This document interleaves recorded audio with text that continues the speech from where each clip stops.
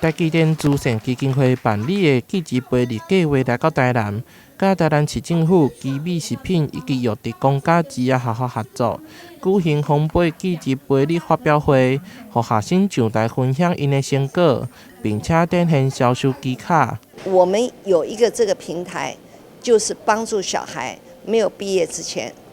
就有个工作。那这个平台我希望能扩大起来，我希望整个台湾都看得见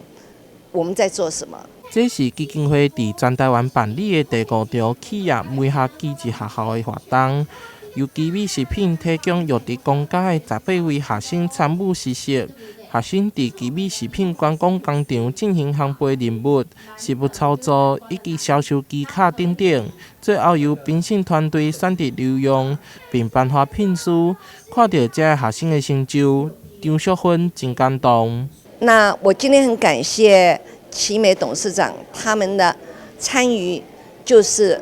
让小孩还没有毕业就有个聘书，就可以有个工作，就可以有个安心。而且他们不用离家，他们就可以在家乡里面做事。我想很多的企业都是有很多不同的需求，所以呢，你书不一定要念得好，可是不要担心进不了大公司，因为大公司什么样的人才都需要。所以只要你有勇气走出你的第一步，我相信你可以把你的人生安排得更好。借着这款的活动，和在地产业需求甲学生专长训练做结合，提升产业竞争力。